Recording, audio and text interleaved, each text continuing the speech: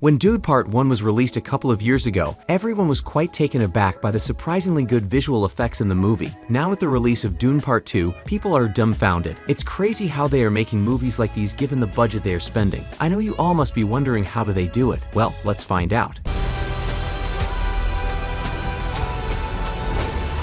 I am sure you all have seen Dune Part 1. It was really a breathtaking spectacle of how good a movie can be when it comes to cinematography and incorporating VFX into a film. Sure, you might argue that a lot of films use VFX, but none of them even come close to the Dune series and how its director Denis Villeneuve has used the art of VFX and reality to make sure its users get the best possible experience while watching the film. So where do we begin? Of course, first we have breathtaking cinematography. Just hear the director himself say it. They didn't shoot Jaws in a swimming pool. Funny, isn't it? This Jaws reference says a lot about Villeneuve's mentality going into shooting the films. I am sure you all must have guessed by now that instead of relying solely on green screens and CGI like most films have done, the director insisted on shooting in real locations to bring the fictional planet of Arrakis to life, so much so that the audience was left dazzled. Now this must have been a hard job. Just hear the lead actor Chalamet say it for himself. I think it's literally 2 scenes I did on a green screen, and besides that, everything else was practical. Just imagine only a couple of scenes were shot with the help of CGI and green screens. Goes on to show the dedication everyone showed in filming the movie.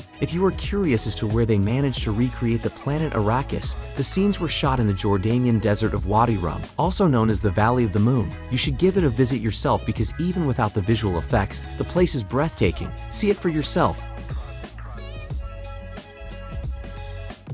But don't think it was easy for them to shoot in such a place. The desert terrain was not only harsh, it was quite hot too. The fact the film was shot in July, the crew had to take special care of the cast so that no harm was done. Just hear it from Chalamet himself. It's so hot during the day that sometimes you have to shoot between 5 a.m. and 7 a.m. and 5 p.m. and 7 p.m. I guess it'd be too dangerous to be shooting outside. Sheesh, imagine the heat if they were going at those lengths to avoid it. I hope the tents were air-conditioned. That is not all, folks. There are other effects used for the film, for example. The use of such a plate showed how the director smartly used CGI to make his effects as real as possible. Normally, directors would just use CGI, but as you can see, Dune incorporated real-world effects. But let us go behind the scenes a little so that you know exactly what Villeneuve wanted to show in raw form before it gets edited with CGI. As you know, Copters was quite a complex machine, and you probably must have thought that it must have been generated with the help of CGI. But no, folks, Villeneuve again used his brilliance and used real helicopters, as seen in this behind-the-scenes shot. The intricate sets of Dune were built inside studios in Budapest, including the Emperor's Palace on Arrakis. These sets were really amazing and were not like those you usually see used in films, with a small backdrop and the rest done by green screens. As you can, they were huge, which made them highly realistic, resulting in both amazing cinematography both indoors and outdoors. It really goes on to show the brilliance of Villeneuve. I know I have said that a lot, but trust me, the more you learn about the behind-the-scenes of both the Dune films, the more you get to admire the beauty of it. That is not all, folks. The films also brilliantly incorporated fighting scenes into the film.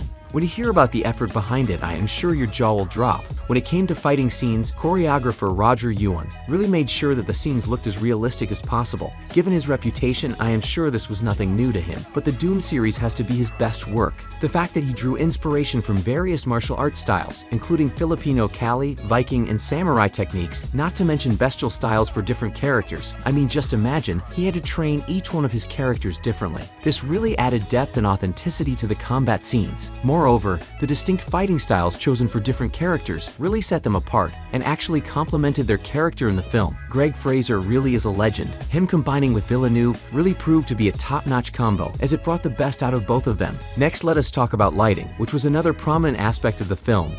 The visuals, the lighting, Greg's unbelievable. Jason Momoa really sums it up, doesn't it? Sure, a lot of the credit goes to Denis Villeneuve, but really it was cinematographer Greg Fraser who was mostly behind Dune's visual brilliance. As you know, the film has a lot of indoor scenes, and the lighting really makes the whole thing quite eerie and incredible to watch. Fraser does this using light wells in the fortress set to simulate natural light. Now the fact that he neither uses direct artificial light nor direct sunlight, but rather a combination of the two, goes on to show the brilliance of Fraser as a cinematographer. Oh, and by the way, he also is to be credited for Dune's insane outdoor scenes. I mean, just look at these shots.